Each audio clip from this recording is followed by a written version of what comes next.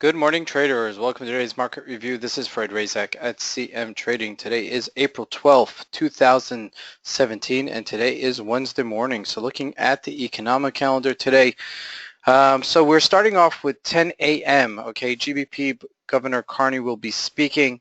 So that may shake the GBP a little bit today. And then at 12 o'clock South African time, we have President Trump will be speaking. Still getting used to saying President Trump after all these days. And then at 4 p.m. South African time, Canadian dollar overnight rate decision and monetary policy. As a result of that, it's going to be a big party with the Canadian dollar today, and Governor Polos will be speaking as that day unfolds. So let's look at the chart, and we're going to start looking at the Canadian dollar here. All right, so Canadian dollar is very well correlated with the oil. Okay, it's a big oil producing country, and as a result, it's a smaller economic country in other realms, but it's still quite exposed to the oil. So the monetary policy somehow has to be in correlation with oil. Oil is getting stronger, $53 a barrel. We'll look at that in a second. But we're at this really pivotal point here at 133. We had a low of 135, and historically, looking at the Canadian dollar, you'll see it's pretty much, besides the past year and a half, 2 years, it's pretty much been in par with the U.S. dollar. Okay, or within reason to it. Okay, so we haven't diminished to these levels in a very long time of 133 and 132, just giving you an overall picture of it. But looking at the short term, we're right there at this support level on this 133, 132-ish level. So if it does hold, we do bounce. We could see it go back to 134, 35-ish level. So keep an eye on that as this unfolds later today. Looking at oil. Okay, oil's been at 53.50 here, and you see that it's trending quite nicely. We broke this trend at 49.25. Once we broke it, we had a bull flag, and then we just keep on. This is a trending market. This is exactly what you want to get into. Going up the trend, okay, playing the trend and trading the trend.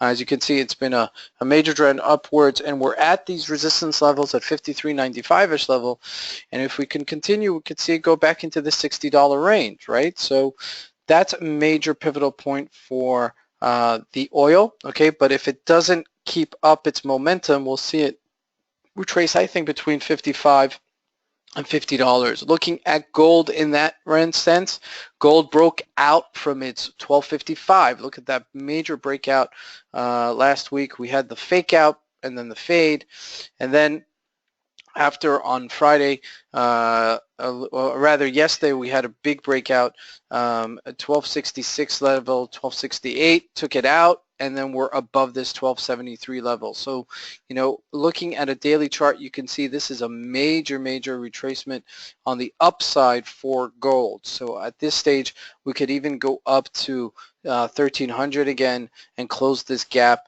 into the coming year. I think we're going to be at 1350 by the end of the year, okay, which is not unheard of, because we were there just last year, just had this major correction.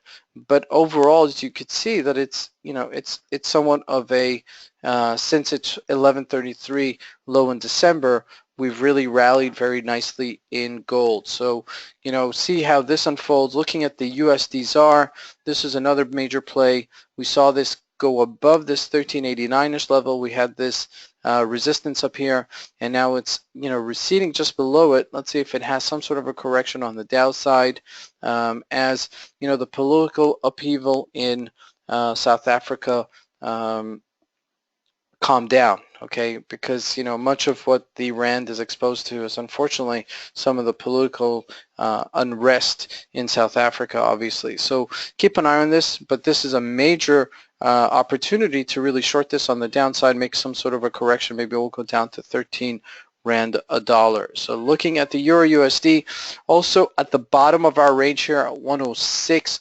152. Okay, this is also a major level for the Euro USD.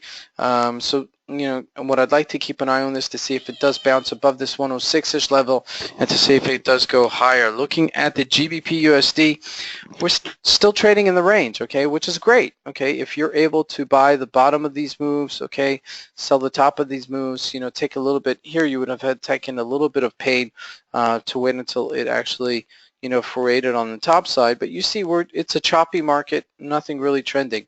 Looking at the USD Japanese yen here, Japanese yen getting much stronger versus the dollar. As you can see here, we had this correctional move at 110 and we broke this support level, and now we're trading at 109.52. We could hit as low as 104, 103-ish level as we continue the slide down. Okay, so 108-ish level I think is the next support, I would call it, if you can call that.